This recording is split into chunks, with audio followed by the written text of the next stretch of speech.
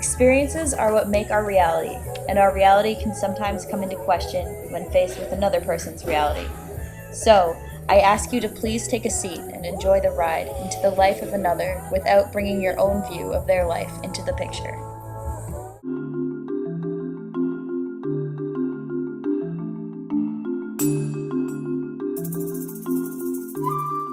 Their challenge will always be the language. Educational level will be a challenge.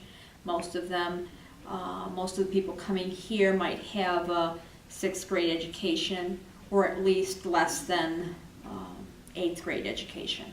So they would have to then study to get a GED, and that would probably be Que viví con el miedo, ¿verdad? De que si salgo a la calle me van a parar si estoy manejando, sin una licencia. Entonces es difícil porque no sabes si vas a regresar a recoger a tus hijos. Migrant workers are bullied oftentimes in school just for being migrant farm workers. They're oftentimes seen as less than or not as good as the other community members, and so they suffer a lot with might that. not even know their rights.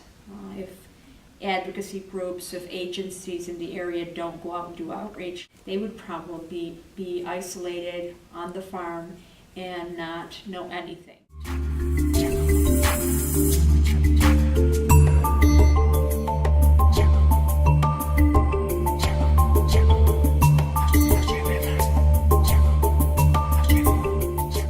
Poverty, just the fact that they live in poverty.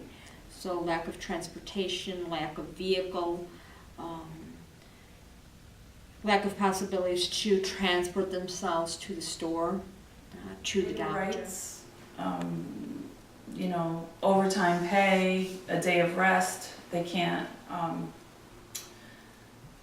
take just a volunteer day of rest without pay. There's no overtime and there's no collective bargaining like the rest of the labor force in New York State.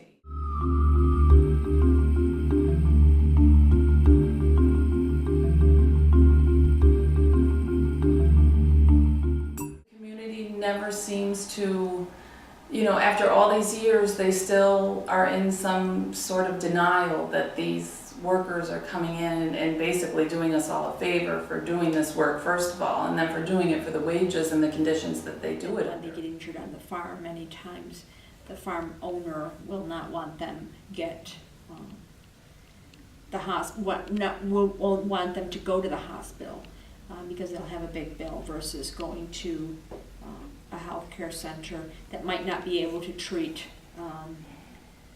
the injury.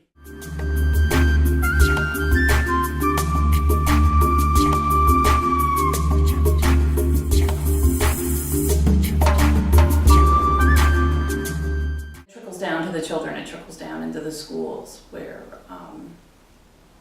kids aren't necessarily fully accepted into the greater society. I hear a lot of stuff from students about teachers that yell at them that their home language is not acceptable, that they need to speak English, and that they need to become as Americanized as they can as quickly as possible without taking into account the time that it takes to learn a language.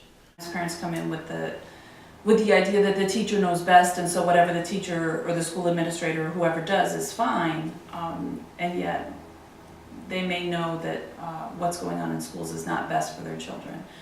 So we help parents learn how to become involved, and even if they can't sit down and do the homework with children, there are ways that they can show their involvement in school so that their children can be successful. And most of our parents come in with that goal, with their children being able to complete school so that they can break out of this cycle of having to not necessarily do farm work because it's not an undignified profession on its own, but the migrancy, the moving, and the hardships that it causes the families. I think the goal for a lot of parents is for their children to get an education so that they don't have to go into that lifestyle. Porque también le echan muchos pesticidas. Entonces la gente que no sabemos o no estamos enteradas A veces consumimos uvas que no están lavadas y eso puede que nos traigan enfermedades.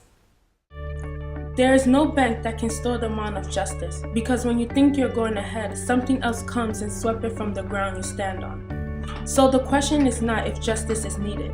It is a question of why one would stop fighting for their own. Migrant workers are fighting for their ability to stay alive and become a part of the community they serve. They are people now.